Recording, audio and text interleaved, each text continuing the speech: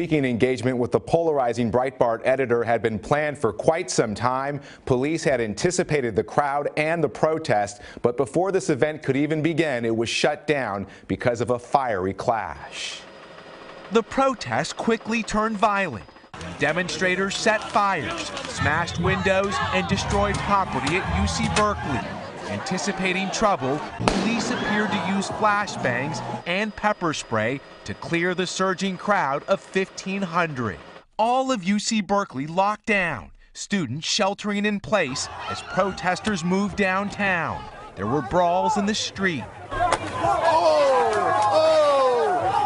The chaos on campus began before Milo Yiannopoulos was set to speak at Cal. The controversial far right-wing editor from Breitbart News criticized for racist and misogynistic views. I happen to believe that hate crimes aren't really a thing.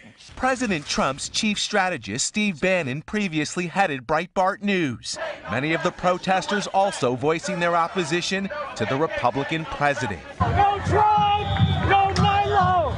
Invited by the Student Republican Party, Yiannopoulos released this video after the violence. Even if the things that they said about me were true, this still wouldn't be an appropriate response to ideas. Banned from Twitter for inciting harassing tweets, Yiannopoulos has been called a leading member of the alt-right movement, but he denies he is part of the growing group of white nationalists. Last week, a man was shot at the University of Washington as demonstrators gathered outside a Yiannopoulos speech. And at UC Davis, a clash between police and protesters forced school officials there to cancel yet another speaking engagement. Now it's happened again, this time at the very university where the free speech movement was born. This morning, the president is also watching the protest, tweeting, "If UC Berkeley does not allow free speech and practices violence on innocent people with a different point of view, no federal funds." The college Republicans at Cal say, quote, "The free speech movement is dead," adding the constitutional right to free speech was silenced by criminals and thugs. Welcome once again to the Radical Imagination. I'm your host, Jim Bretos. I'm a sociologist who's taught at Yeshiva University, John Jay College, and Touro College here in New York City. Noam Chomsky once remarked that Goebbels was in favor of free speech for views he liked. So was Stalin. If you're really in favor of free speech, then you're in favor of freedom of speech for precisely the views you despise. Otherwise, you're not in favor of free speech. If you don't like what they're saying, argue with them. Don't censor them. But Chomsky also understood that rational discussion is useful only when there is a significant base of shared assumptions. We, at the very least, should be able to apply to ourselves the same standards that we apply to others. If an action is right or wrong for others, it is right or wrong for us. In a polarized America, half the country can't even agree with the other half as to whether or not to wear a protective mask during the pandemic. We're increasingly unable to set forth a common set of shared values, facts, and narratives as a people, living and participating in what we would like to think of as a vibrant and vigorous democracy. Many seem to be simply incapable of applying Chomsky's lessons to themselves and others. Michelle Goldberg puts it succinctly in a recent Times op-ed piece. It's an old liberal quandary. How should a tolerant society treat those who conspire against tolerance? How long can our society endure, absent any overlapping values or common truths? You can condemn an anti-democratic party for behaving anti-democratically, but you can't really argue with it. In an important and timely book entitled Saving Free Speech from Itself, our guest today on the Radical Imagination tackles the complicated and contentious process of where to draw the line between what should be protected speech and what shouldn't. He argues that certain limits on free speech are not only constitutional and in line with previous case law, They're essential for the maintenance of civil society and personal dignity. Behind every free speech absolutist can lurk an internet bully and college campus censor. We need to contrast and modify our First Amendment absolutism with European statutes that recognize the right to dignity and that criminalizes hateful and inciting speech. He believes these liberal democratic European models are more in line with what our founding fathers intended, which was that the right to free speech was for better citizenship. Thane Rosenbaum is a novelist, essayist, law professor, and distinguished university professor at Touro College, where he directs the Forum on Life, Culture, and Society. He's a legal analyst for CBS News Radio and appears frequently on cable and television programs. Thane is the author of highly successful nonfiction books, which include The Myth of Moral Justice, Why Our Legal System Fails to Do What's Right, Law Lit, From Atticus Finch to the Practice, a collection of great writings about the law, Payback, The Case for Revenge, and his latest, Saving Free Speech from Itself.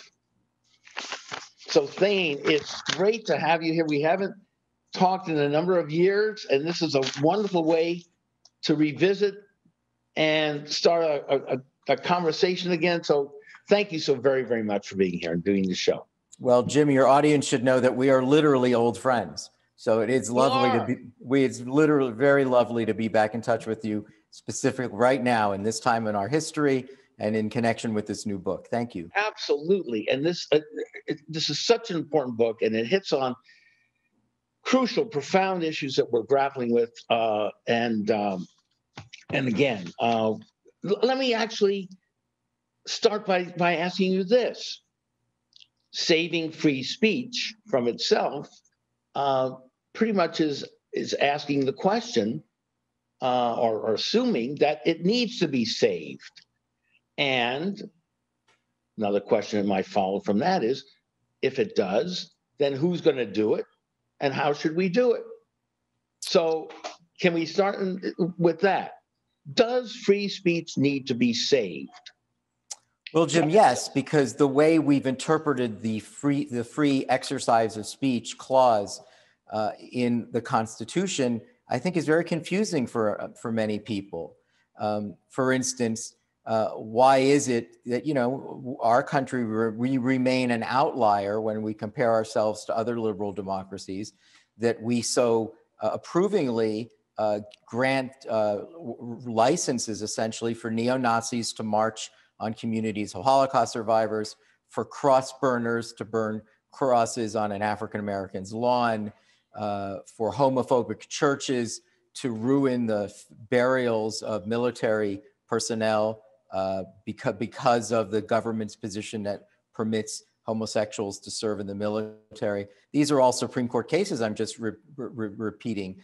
These are things that we hold ourselves as an exemplar of free speech excellence, but I think that at least in those cases, it's an example of free speech absurdity, because that's clearly not what our founding fathers ever intended.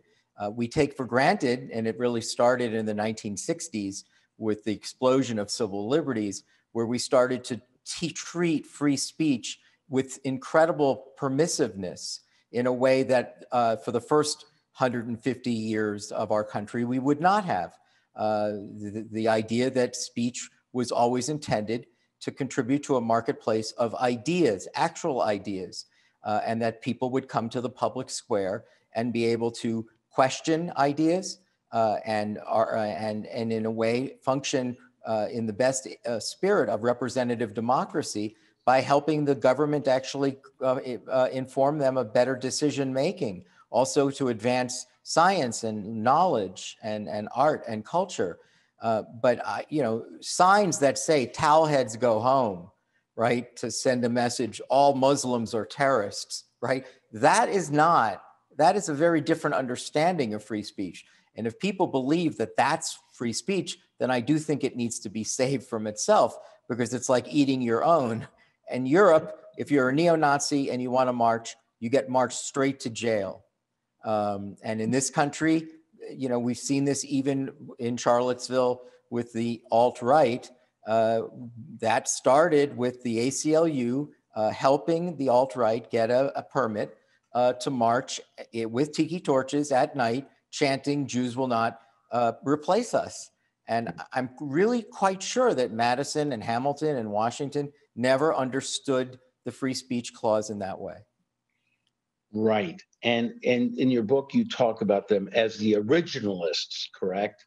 And the inherent fear or mistrust of government, correct, from the experience with George III. So as you point out, so ultimately in the book, free speech became, how did you put it, a negative way of expressing things. In other words, the government should not be allowed to infringe on it. Right. And so that's the real fear, isn't it? Exactly. Yeah. I mean, people forget what the Bill of Rights do. They're not really affirmative. They're negative, as you pointed out. They all start off with the same language: the government shall not. It doesn't say Jim Vrados have a right to free speech. It says that the government has no right to restrict, curtail Jim Vrados' speech. That's a very different idea. And why that's different is because it was we were traumatized by King George III. So our Bill of Rights were intended to say, we don't want government regulation because we see what happens. And if you look at all the amendments, all the Bill of Rights, they all have this one thing in common. It's something that King George III used to do to us when we were colonialists. British Tory soldiers would come into our house and rifle through our personal effects and look for stuff. Well, that's why we have the Fourth Amendment. The government shall not, without a warrant, without judicial review, run into your house with soldiers and start knocking things down to look for stuff. So it was all a response to King George III, but that didn't mean, right, that we meant that there should be no civility, that there shouldn't be some regulatory impulse that decides, well, what is permissible speech from impermissible speech? What is speech that actually expresses an idea versus speech that is just there to frighten, intimidate, dehumanize, denigrate, deprive people of citizenship? Because if you can't walk outside your house, I have a quote from Lyndon Johnson you probably picked up in the book. It's my favorite. It said, "A man has a right to go outside his house with his children and not be humiliated," right? You shouldn't have to explain to your child what the signage, "Go home, all Muslims" mean. You shouldn't have to explain that to them. That deprives people of their right to citizenship, that their sense of participation in our democracy. And that's the difference between cross burners and, in my view, flag burners who are burning the flag in front of families that have lost children in fighting for this country.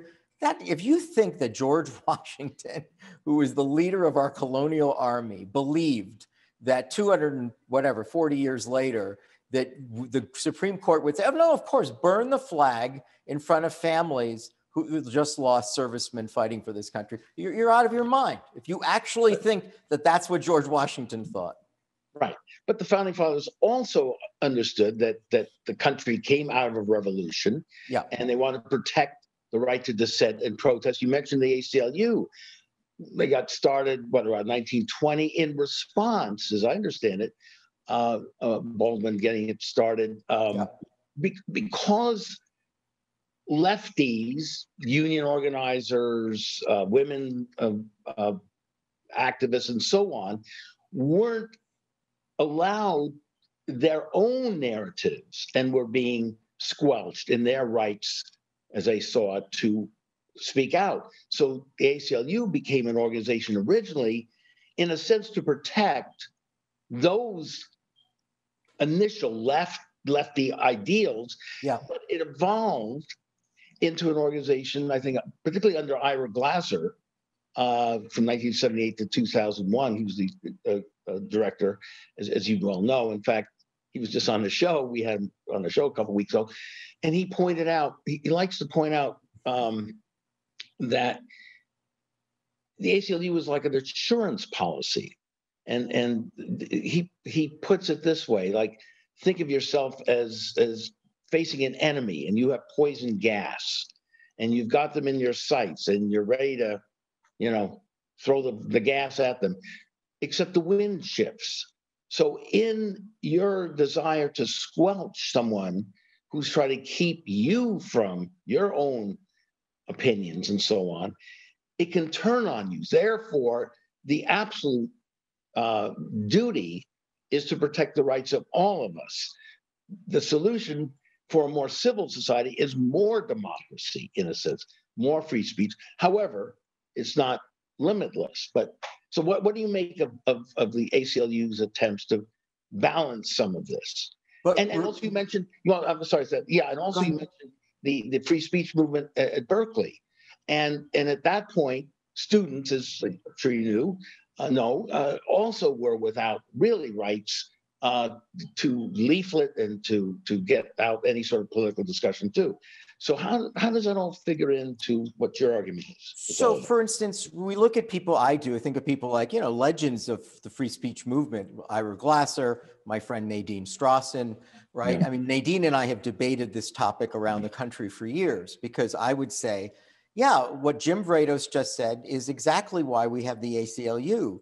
But don't we see a difference between college students in the 1960s who were part of the movement, anti-war movement and the counterculture, handing out leaflets and criticizing governmental policies, and the Klan burning crosses on the lawns of African Americans, right? I mean, what is the idea there? There is no idea there. What is the public policy proposal there? To kill people? Is that what is that what the ACLU is in the business of doing? To say to African Americans, we're gonna just burn a cross inside of your house because we have something to say. Well, you see, I just think that we need to be much more guarded on what constitutes speech, and that we shouldn't worry about, well, how would we know? Where would we draw the line? I think it's pretty clear. I think that if you're in the business of intimidation, incitement, if you're not there for the purposes of disseminating an idea in order to improve public policy, and you're there for something very different that has a hateful agenda, it is there to incite, intimidate, potentially cause violence, imminent lawlessness. We've always had the incitement of imminent lawlessness is not permitted under the First Amendment. So I think that what I would say, in the spirit of giving those marginalized groups that you described before an opportunity to speak, which is exactly what the ACLU should be doing, we overextended the idea that we don't want any government regulation, so we'll hear from anybody. It doesn't matter. It doesn't even have to qualify as an idea anymore. We'll give you a permit to do whatever you want to say in any manner with which you wish to say it. And I would say, no, there are restrictions, time, place, and manner restrictions. And manners is a way of saying also good manners, not just the manner, but do it in a spirit of good faith, that you're trying to actually bring across an idea with the hope of eliciting support for an idea, not an agenda that is there purely to hate. Well, who differentiates it? Who decides when it becomes hateful? And whose agenda is it? I mean, Jews have been the most despised in the history of the world. Governments have restricted their rights right and left. So Glasser makes the point that the ACLU is, in a sense, speaking for those marginal groups, against the power of government, which you pointed out we were suspicious of at first as well. In our own founding fathers were suspicious of. So I'm not sure I understand that the issue is the overpower of the government to control us. The issue is not free speech. For example, in the Charlottesville case, the violence that occurred was one person was killed because of a car that would have never happened, by the way, had it been in New York, where the police would have been better prepared. So the failures of Charlottesville there really was not the failure of free speech, but the failures of the police to make sure that there was order. Well, if you think, Jim, I mean, you could. I know that my position is always the minority position, but if you believe that marching in camouflage fatigues at night with tiki torches, chanting slogans, Jews will not replace us, there for the ostensible purpose to object to the removal of a statue or rather to the moving of Robert E. Lee. Right. If you think that's speech as opposed to something that is, being no, it's just despised. It's despicable. However, let them march in an orderly way, permits allowing, and so on. The police maintain the order. And what happened, as I understand, there was a counter movement that met them in Boston, and the same thing happened in Skokie. So they did finally march in Chicago, and you had a dozen or so, and they were surrounded by hundreds and thousands of people who humiliated them and shamed them. So the optimism that we should have is with democracy, that we are becoming more civilized, that we are becoming more sensitive to each other. And the process could be painful, but the lessons might be also very, very wonderful in the aftermath. Last point, as I think you probably know, the Illinois, as a result of the Skokie protests, many of the Skokie organizers were spearheading and finally succeeded in establishing a Holocaust museum in Illinois. So I'm actually speaking there next week. Are you? So what a nice lead-in. I'll tell them that this happened. Yeah, I'm speaking, I think, next Wednesday. Well, it'll be like the Jim Vrado show. It'll be on Zoom, but it is at the Illinois Skokie Museum next week. Well, as we know, Hashem works in mysterious ways. Yes, this is a perfect. Well, let me just add two thoughts to that. The first thought is, when you speak of the ACLU in Charlottesville, one of the anecdotes in the book that I really like is the one that happened after Charlottesville, because the ACLU went to court like they did for the neo-Nazis and got the alt-right the permission to get a permit to march on Charlottesville that evening. But after all of this happened, 200 lawyers in the ACLU wrote a letter to then the now president of the ACLU, not Ira, not Nadine, I forget, it was Romero is his last name. Yeah. And he was shocked to receive a note from 200 lawyers signed saying, essentially, Jim, what the hell are we doing? What the hell kind of a business is this? Shouldn't we really be interested in equality? Isn't that what we're about, which is what Jim Vrado started off, giving voices? Are we really in the business of letting thugs intimidate people? I mean, is that what we're, but the fact that 200 ACLU lawyers had misgivings after Charlottesville is a very telling anecdote. The second thing I would say, Jim, which we didn't know, we intuitively knew with the March on Skokie in 1977.